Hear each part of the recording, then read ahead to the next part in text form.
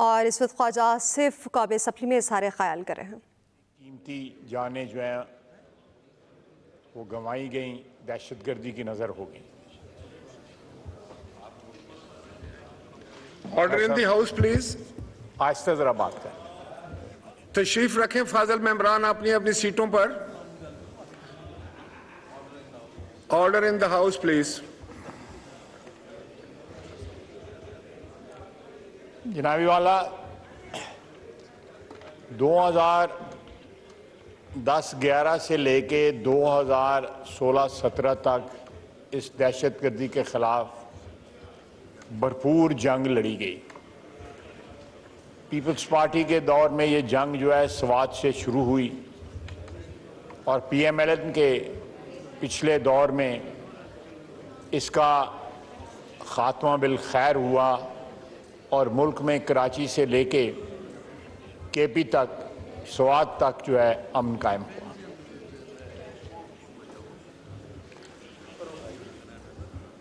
फाजल मेंबरान से गुजारिश है कि क्रॉस टॉक ना करें।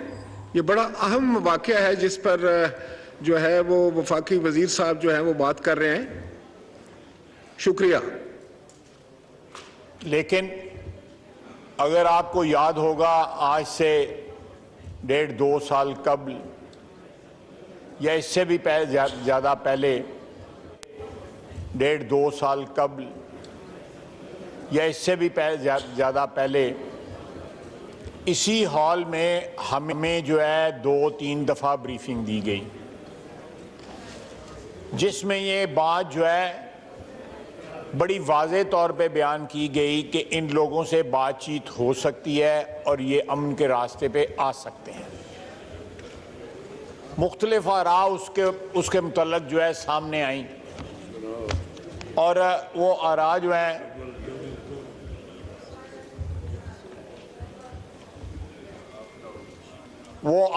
है सामने आने के बावजूद जो है कोई कंक्लूसिव किस्म का जो है वो कोई डिसीजन सामने ना आ सका। लेकिन इसी दौरान हज़ारों की तादाद में अफ़गानिस्तान के जंग के ख़ात्मे के बाद जो बेरोज़गार हुए थे वहाँ पे लोग, उनको पाकिस्तान में जो है बुला के सेटल करवा दिया गया। और उसका सबसे पहले जो सबूत आया वो स्वात से आया, जब स्वात के लोगों ने जो है वो एहतजाज किया उन लोगों को जो वहाँ पे बसाए गए थे।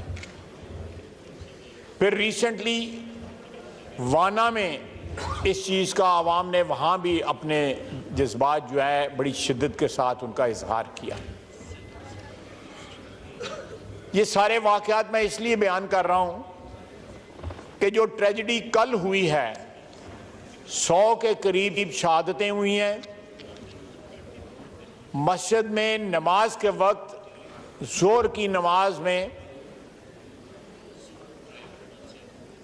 अगली सफ में वो दहशतगर्द जो है खड़ा था, जिसने अपने आप को डेटोनेट किया और मुनहदम हो गया मस्जिद का एक हिस्सा, जिसके मलबे के अंदर आज दोपहर तक जो लोग थे वो फंसे हुए थे। कितने क्रिटिकल लोग हैं, कितने इस वक्त जख्मी हैं, अल्लाह ताला उनको जो है शिफा अता फरमाए। कल प्राइम मिनिस्टर साहब और आर्मी चीफ वहाँ पे पहुँचे, अस्पताल भी गए, उनको ब्रीफिंग भी दी गई। लेकिन ये एक ऐसा सानिया है कि हमें उसी तरह जिस रिजॉल्व के साथ आज से 5, 6, 7 साल कबल या 10 साल कबल जो है 11-12 में एक कौमी यकजहती के साथ जिस रिजॉल्व का इजहार हुआ था, उस किस्म का रिजॉल्व जो है उसकी फिर ज़रूरत है। जनाब वाला, मैं लंबी बात नहीं करूंगा, लेकिन मुख्तसरन कि ये जो दहशतगर्दी है, इसका शुरू में जो बीज थे वो हमने खुद बोए। अफगानिस्तान में जब रूस की इन्वेजन हुई या मुदाखलत हुई या उन्होंने जो बुलाया वहाँ पे उस वक्त की हुकूमत ने रूसियों को, हमने अपनी सर्विसेज जो है किराए पे जो है अमेरिका को दे दी। जनरल ज़िया साहब उस वक्त हुक्मरान थे। जिहाद का बड़ा शौक था और उस जिहाद के सिलसिले में अमेरिका के साथ जो हमारी अरेंजमेंट हुई वो तकरीबन 8-9 साल चलती रही और उसके बाद अमेरिका हाथ धो के फतह के शादियाने बजाता वापस चला गया वाशिंगटन के रूस को शिकस्त हुई। उसके बाद 10 साल जो है हम इस चीज से निपटते रहे। वो 10 साल गुजरे, 9/11 आ गया। एक धमकी मिली वहां से, वो असली थी या नकली थी, हम ढेर हो गए और एक और जंग में हम शामिल हो गए। एंटरटेनमेंट न्यूज को आप तक पहुंचाने के लिए हमारे साथ ताउन किया है लेमन मैक्स लॉन्ग वन, चले पूरे महीने चमचमा चमचम। आलमी शहरत याफ्ता बॉलीवुड अदाकारा प्रियंका चोपड़ा ने बिलाखिर बेटी मालती मैरी का चेहरा दुनिया को दिखा दिया है। 15 जनवरी 2022 को पैदा होने वाली मालती को अब तक मदाहों ने नहीं देखा था। निक जोनस और उनके 2 भाइयों को हॉलीवुड वॉक ऑफ फेम के एजाज से नवाजा गया। तकरीब में प्रियंका और उनकी बेटी तवज्जो का मरकज बनी रही। इस हवाले से प्रियंका ने इंस्टाग्राम अकाउंट पर पोस्ट भी शेयर की जिसमें उन्होंने अपने शौहर को मिलने एजाज पर मुबारकबाद दी। लेमन मैक्स लॉन्ग बार चिकनाई पे करे वार, बर्तन चमके चमचमा चमचम। हजार लीमों की पावर, इसमें महीने की छुट्टी चमचमा चमचम। लेमन मैक्स लॉन्ग वन, चले पूरे महीने चमचमा चमचम। देखिए अगला programme experts.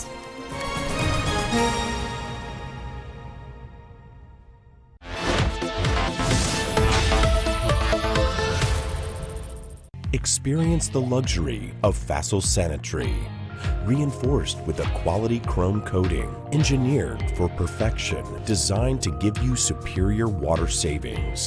Facile Sanitary for an elegant lifestyle. वज़ीर दिफा ख्वाजा आसिफ को अपने सप्ली में इज़हार ख्याल करें। हिंदुस्तान में मस्जिदों के नमाजियों के साथ वो कुछ नहीं होता जो पाकिस्तान में हो रहा है। ना इजराइल में मस्जिदों के नमाजियों के साथ वो कुछ होता है जो पाकिस्तान में हो रहा है। हम बड़े फ़ख्र के साथ कहते हैं कि सबसे बड़ी इस्लामी मुमलकत है जिसकी बुनियाद जो है वो कलमे पे है, ला इलाहा इल्लल्लाह मोहम्मद रसूलुल्लाह पे हमारी बुनियाद रखी गई है। क्या हमारे अमाल जो हैं जिस बुनियाद पे हमारी मुमलकत की बुनियाद रखी गई उसके मुताबिक है? क्या कोई दूर का भी रिश्ता नाता है उस कलमे के साथ या उस दीन के साथ? मैं फिर कहूंगा कि नमाजियों के ऊपर मस्जिद के अंदर इबादत के वक्त जो है कत्ले आम जो है ना हिंदुस्तान में होता है ना इजराइल में होता है, जो दुश्मन है हमारे, लेकिन पाकिस्तान में होता है जहां पे जितने फिरके हैं उतनी दीनी जमातें हैं और वो सियासत में हिस्सा लेती हैं।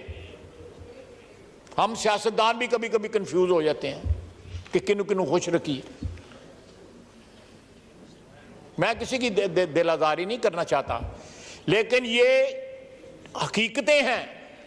इसको जब तक कौम जो है वो फेस नहीं करेगी, हमने आज से 1.5-2 साल कबल जो है इन ब्रीफिंग्स के नतीजे में जो भी फैसले किए गए वो कोई इस हाउस ने मंजूर नहीं किए थे। यहां पे कोई डिबेट नहीं हुई थी। हमें एक ब्रीफिंग में बताया गया था कि ये सिलसिला हो रहा है। आपको भी याद होगा, बाकी मेंबरान को भी याद। कौन देगा खून का हिसाब जो कल जो है पेशावर में बहाया गया? कौन उन सिपाहियों के लवाकीन को बताएगा कि उनके प्यारे जो है किस तरह शहीद हुए? या कौन आके उनको जो है उनकी जान ले गया? ये मरहला एक ऐसा मरहला है कि यहां पे इंट्रोस्पेक्शन की जरूरत है। हमें अपने गिरेबान में झांकना पड़ेगा कि हम कहां पे खड़े हैं।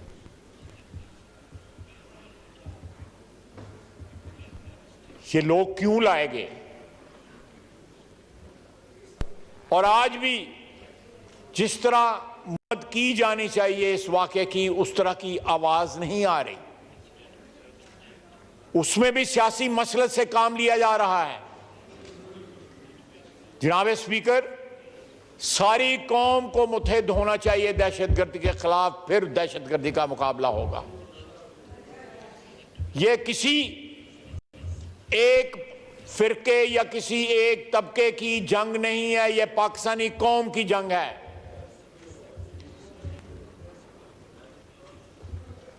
शेख साहब,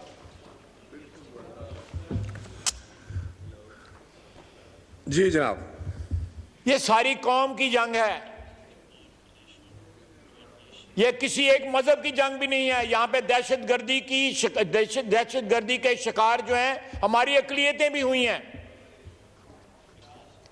हमने आपस में फिरकों की लड़ाई जो है, जो सारे मुसलमान हैं, हमने एक दूसरे की इबादत गाहों को जो है उड़ाया है। यह हमारी 15, 20, 25 साल की तारीख जो है इस बात की शहादत देती है कि इस जंग में कोई तफरीक नहीं है, कोई लकीर नहीं खींची गई हुई। हर चीज जो है कंफ्यूजन का शिकार हो गई है। दहशतगर्दी किसी मजहब को, किसी फिरके को की पहचान नहीं रखती। दहशतगर्दी को मजहब के नाम के ऊपर इस्तेमाल किया जाता है मासूम जानों को लेने के लिए। मैं ये मुक्तदर आह्वान है, यहां पे मेरे बाद भी तकारीर होंगी। ये सिर्फ डिबेट नहीं रहनी चाहिए, ये ऐवान जो है हुकूमत को जो है रहनुमाई फरमाए कि ये दहशतगर्दी का किस तरह हमने मुकाबला करना है। हमारी अफवाज ने पहले भी अमन डिलीवर किया कौम को। बेशुमार कुर्बानियां, 83,000 शहादतें हैं फौज की, फौजियों की, पुलिस की, पैरामिलिट्री की और पाकिस्तानी अवाम की 83,000 शहादतें हैं। $126 बिलियन जो है हमने इस दहशतगर्दी की जंग में। क्या दुनिया में कहीं हमारी इस वजह से इज्जत होती है या दुनिया एक्नॉलेज करती है? क्योंकि हम आपस में भी दहशतगर्दी करते हैं। अब तो सियासत में भी दहशतगर्दी आ गई है, जबान की दहशतगर्दी आ गई है, अमाल की दहशतगर्दी आ गई है। एक टोटल बिहेवियर जो है, एक का तर्ज जिंदगी जो है, गुफ्तगू में दहशतगर्दी आ गई है। पिछले 4-5 साल में, 6 साल के अंदर जिस तरह मजाज बदला है कौम का, उसकी गवाही जो है आपको सोशल मीडिया पे मिल जाएगी। ये किस तरफ हम जा रहे हैं? इस तरह तो मैं फिर कहूंगा कि $126 बिलियन हमने लूज किया। हम $400-500 मिलियन के लिए जो है भीख मांगते हैं सारी दुनिया में। हमने अपना मुल्क जो है सारे का सारा जो है वो गिरवी रख दिया हुआ है। आज से 50 साल से ज्यादा हो गया है बांग्लादेश जो है वो हमसे, मशरकी पाकिस्तान जुदा हुआ। जिस तरह हमारे हालात हैं उनके तो हालात नहीं हैं। उनकी मईशत जो है और हमारी मईशत का कोई कंपैरिजन नहीं है। हमें ये सुपर पावर्स का आला कार बनने का शौक बड़ा पुराना है। 60 से शुरू हुआ है, 50 से शुरू हुआ है, जब यहां से बड़ा बेर से U2 उड़ा था। और क्या वो ताकतें आपके साथ खड़ी हैं? कोई नहीं खड़ा। इस जंग में पाकिस्तान जो है अकेला है।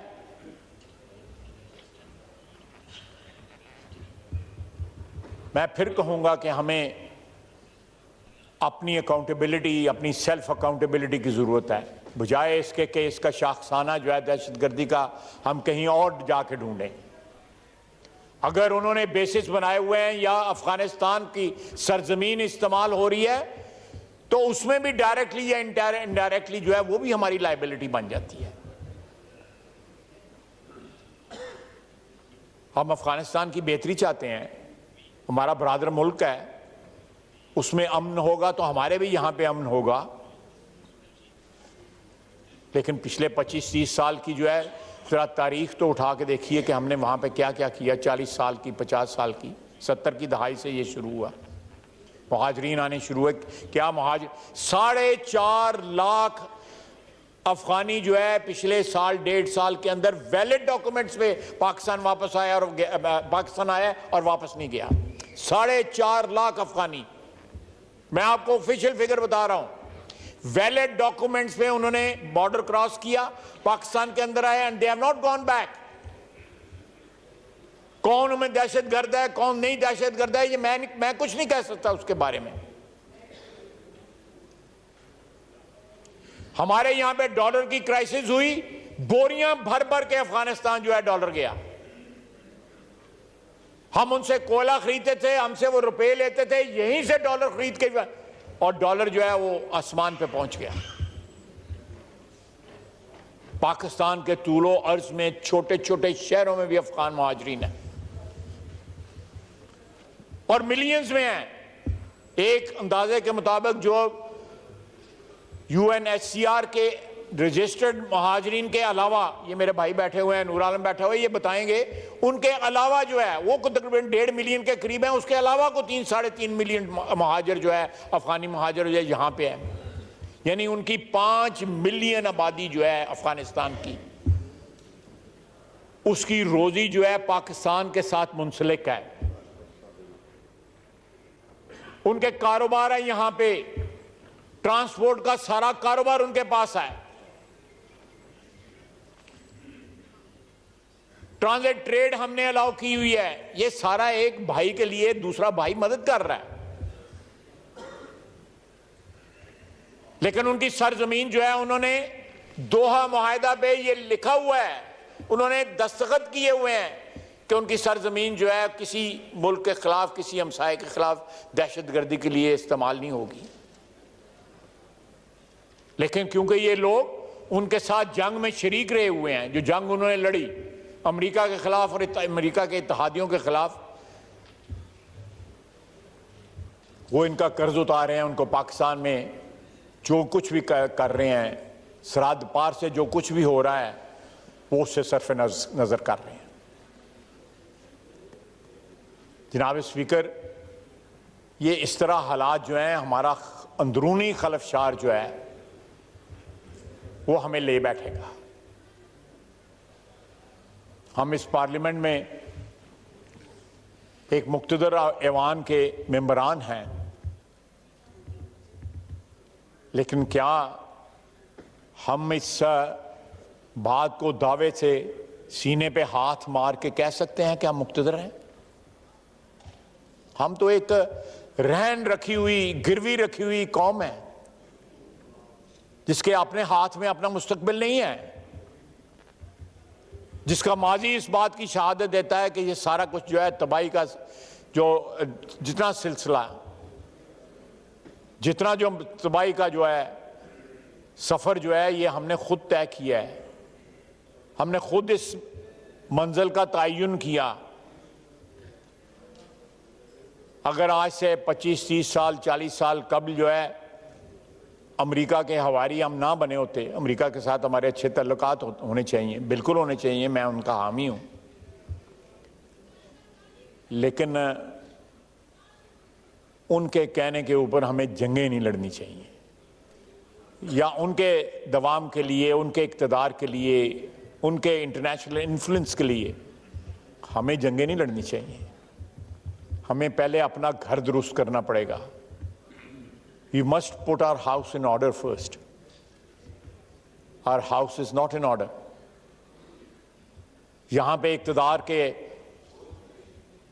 गम में एक शख्स जो है बावला हो गया हुआ है। वो मुल्क की तबाही को जो है हर वक्त उसकी बातें करता है। कभी कहता है मैं खतरनाक हो जाऊंगा, कभी कुछ कहता है, कभी कुछ कहता है। मैं इस अपनी गुफ्तगू को सियासत की नज़र नहीं होने देना चाहता, लेकिन ये सारी बातें जो हैं जनाब स्पीकर, कौम तो सोचेगी और वो सोच भी रही है, लेकिन इस ऐवान को जो है हम बज़ाहिर जो है इस कौम के रहनुमा हैं, हम इलेक्टेड लोग हैं, हमें वो किरदार अदा करना चाहिए जिनका या जिसका आज के हालात जो है तकाजा कर रहे हैं। वमा अलैना इल्लल बलाग। मोशन मूव कर लीजिएगा अपना ख्वाजा मोहम्मद आसिफ साहब। So the House may discuss the recent tragedy in Peshawar under Rule 259 और इसके तहत जो है वो जो आप मैं बोला हूँ जी। अब इस मौजू पे